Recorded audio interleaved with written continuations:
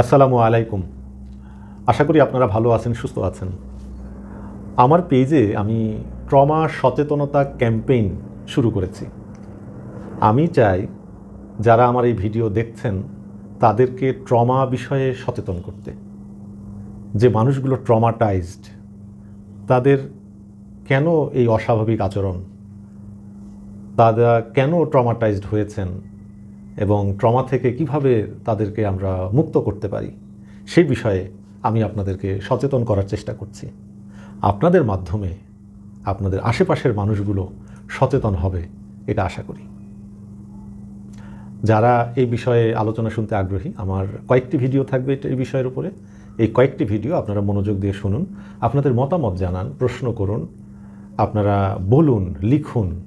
আপনাদের মধ্যে যদি ট্রমার কোনো ঘটনা থেকে থাকে, আপনারা যদি কেউ ট্রমাটাইজড হয়ে থাকেন, আপনারা যদি এখান থেকে পরিত্রাণ পেতে চান, মুক্ত হতে চান, স্বাভাবিক জীবনে ফিরতে চান, তাহলে আপনার মত প্রকাশ করুন। আশা করি আপনারা উপকৃত হবেন। আসেন শুরু করা যাক ভিডিওটি। যে মানুষগুলো ট্রমাটাইজড, তাদের মধ্যে আমরা বেশ কিছু অস্বাভাবিক আচরণ লক্ষ্য করি। যেমন তারা হুটহাট রেগে যায়, প্রচুর মুড সুইং হচ্ছে, এটা হতে পারে। তুচ্ছ কারণে তারা আরেকজন মানুষের সাথে ঝগড়া বাঁধিয়ে দিচ্ছে। ছোট ছোট ঘটনায় তারা বিষণ্ণ হয়ে পড়ছে, ভবিষ্যৎ নিয়ে ভয় পাচ্ছে, অতীত নিয়ে দুশ্চিন্তায় পড়ে আছে। এই লক্ষণগুলো কিন্তু তাদের মধ্যে দেখা দেয়। খোঁজ নিলে দেখা যাবে তারা শৈশবে কিংবা জীবনের কোনো একটা সময়ে শারীরিক বা মানসিক আঘাতের শিকার হয়েছিল, যে কারণে তাদের মনের মধ্যে একটা গভীর ও দীর্ঘস্থায়ী প্রভাব পড়েছে। তাদের মনের মধ্যে কষ্টদায়ক ও ভীতিকর পরিস্থিতি তৈরি হয়েছে। তারা এগুলো ম্যানেজ করতে পারছে না, যে কারণে একসময় তারা মানসিকভাবে বিপর্যস্ত হয়ে পড়ে। আমাদেরকে মনে রাখতে হবে, ট্রমা কোনো মানসিক পাগলামি নয়, এটা একটা মনের ব্যথা, মনের রক্তক্ষরণ। এই মানুষগুলো সত্যি খুব অসহায়। একটা গবেষণায় দেখা গেছে বাংলাদেশে প্রতি 10 জনের মধ্যে 9 জন শিশুই শারীরিক সহিংসতার শিকার হয়েছে। ইউনিসেফের একটা তথ্য মতে সারা বিশ্বে প্রতি মাসে 1 থেকে 14 বছর বয়সী শিশুদের 45 মিলিয়ন শিশু শারীরিক ও মানসিক নির্যাতনের শিকার হয়। তাহলে আপনারা বুঝতেই পারছেন যে সমস্যাটা কতটা ভয়াবহ। কী কী কারণে মানুষ ট্রমাটাইজড হতে পারে? শৈশবের ঘটনাই ধরেন। যদি একজন শিশু তার পরিবারে ভালোবাসা না পায়, বাবা মার সহানুভূতি না পায়, পরিবারের সদস্যদের সহমর্মিতা না পায়, তারা যদি উপহাসের পাত্র হয়, অবহেলার পাত্র হয়, তাহলে এই শিশুদের অনেকেই ভবিষ্যতে ট্রমাটাইজড হয়ে যেতে পারে। অনেক শিশু আছে যারা শৈশবেই যৌন হয়রানির শিকার হচ্ছে। এই শিশুরা বড় হয়েও সেই কষ্ট তারা ভুলতে পারে না।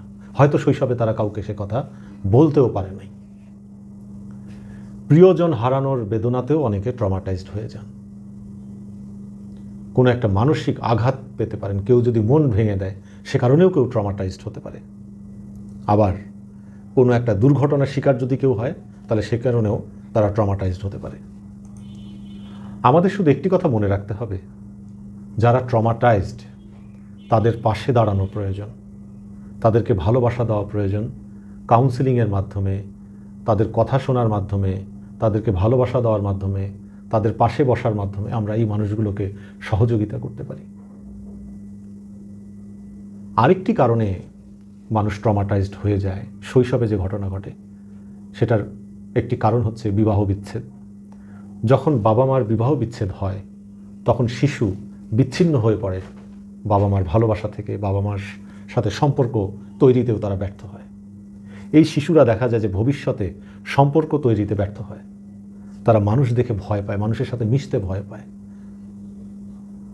কোনো ক্রাউড প্লেসে যেতে তাদের ভয় লাগে। বাংলাদেশে, ঢাকাতে, শুধুমাত্র ঢাকাতে প্রতি মাসে 1200 থেকে 1400 বিবাহ বিচ্ছেদ হচ্ছে। কতটা ভয়াবহ ব্যাপার! ঢাকার বাইরের ঘটনা তো আছেই, শুধু ঢাকাতেই যদি এটি হয়, প্রতিদিন গড়ে 37টা বিবাহ বিচ্ছেদ হচ্ছে। চিন্তা করতে পারেন বিবাহ বিচ্ছেদ কী পরিমাণে বাড়ছে। করোনার সময়ে যে বিবাহ বিচ্ছেদ ছিল এখন সেটা 3 গুণ কতটা বৃদ্ধি পেয়েছে, ভয়াবহ আকার ধারণ করেছে। 2022 সালের একটা রিপোর্ট আমি আপনাদেরকে বলি, 1000 জনে 1.4 জন বিবাহ বিচ্ছেদ হয়েছে, তার মানে পরিবার ভেঙে যাচ্ছে।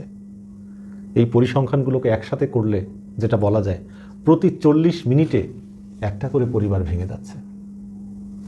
তো এই যে পরিবারগুলো ভেঙে যাচ্ছে বিবাহ বিচ্ছেদের কারণে, তাহলে এই শিশুদের কি হবে?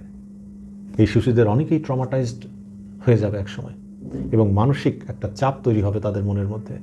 এই শিশুরা মনে করে যে আমি দায়ী বোধহয় আমার বাবা মার এই বিচ্ছেদের জন্য, আমি বোধহয় বোঝা।